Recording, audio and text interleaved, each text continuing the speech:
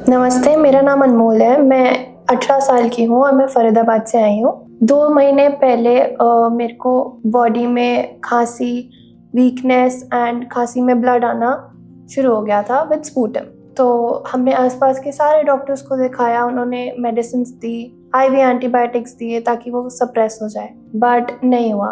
तो ये रिलेट हमने करा फिर मेरे बचपन की बीमारी से, जो बाय बर्थ थी, which was right Lobar emphysema, जिसमें मेरे 2 लोब्स हटा दिए गए थे when I was 11 days old. तो देन हमने उससे रिलेट करा एंड हमें रेफ़र करा काफ़ी डॉक्टर्स ने, इंटरनेट ने, कि doctor Arvind Kumar is the specialist for the same. तो हम इनके पास विज़िट करे, उन्होंने हमें बोला, उन्होंने सीटी स्कैन देखा एंड उन्होंने बोला कि जो राइट लंग का 3rd लोब है, that is also infected now. तो उन्होंने बोला कि अगर आप नहीं कराओगे तो वो लेफ़्ट को इन्फेक्ट करेगा, प्लस वो आपकी हेल्थ को भी रोक रहा है ग्रो करने में। अनमोल हमारे पास आई थी खांसी और बलगम की कंप्लेंट लेकर के, और जब डिटेल्स हमने लिए तो पता लगा इनको कुछ जन्म से ही लंग में कुछ प्रॉब्लम थी, जिसकी वजह से 11 डेज की एज पे, जब ये 11 दिन की थी, उस समय इनके लंग का आधा हिस्सा कट करके निकाल दिया गया था, क्योंकि वो खराब था। और शायद जो भी प्रोसेस था वो बाकी में भी हिस्से में भी रहा होगा। तो वो जो बाकी बचा हुआ हिस्सा था, वो जगह जगह उसमें इन्फेक्शन, जिसको हम ब्रोंकिएक्टेसिस कहते हैं, वो पूरा हिस्सा ब्रोंकिएक्टेसिस की वजह से खराब हो चुका था, लंग कोलैप्स हो चुका था, जिसकी वजह से उनका हार्ट, जो नॉर्मली मिडल में होता है, वो राइट साइड में शिफ्टेड था, और लेफ्ट लंग ऑलरेडी काफी एक्स्ट्रा ग्रो करके, क्योंकि वो दोनों लंग्स का काम कर रहा था, राइट साइड तक आ चुका था।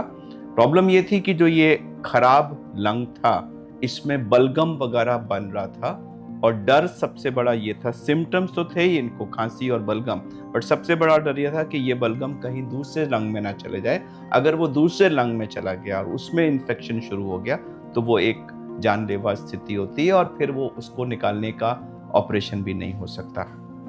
तो सीटी स्कैन में दूसरा लंग बिल्कुल क्लीन था, तो हमने इनको सर्जरी ऑफर की थी। नेचुरली इतनी यंग एज पे आप लंग निकालने की बात करें तो एप्रीहेंशंस थे, बट उनको सारा कुछ एक्सप्लेन किया गया था, और उसके बाद वो सर्जरी के लिए रेडी हुए। ऐसे पेशेंट्स में प्रिपेयर करना बड़ा इंपॉर्टेंट होता है कि वो बलगम का कल्चर करते हैं, उस कल्चर के बेसिस पे एंटीबायोटिक्स देते हैं, फिजियोथेरेपी कराते हैं, मेंटली उनको प्रिपेयर करना, फैमिली को प्रिपेयर करना।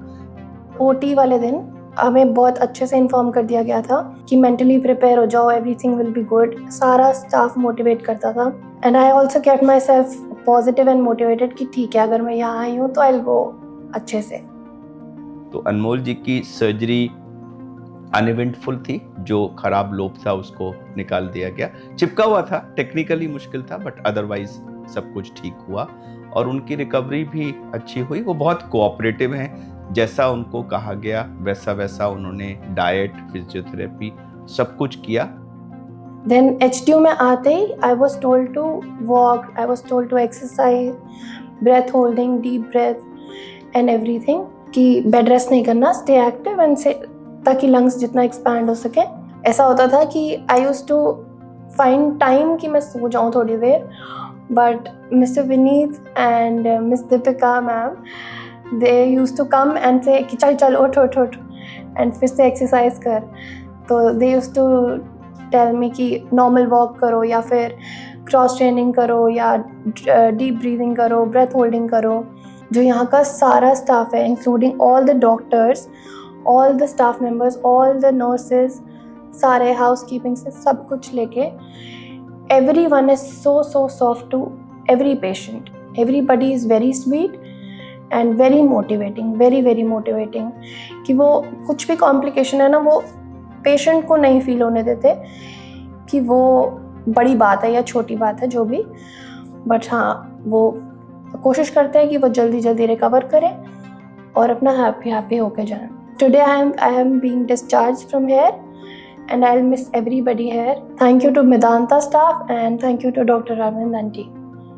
हमें बहुत खुशी है इस बात की कि वो 5-6 दिन के अंदर रिकवर होके चली गई हैं घर, और I pray to God that she does well and I wish her all the best.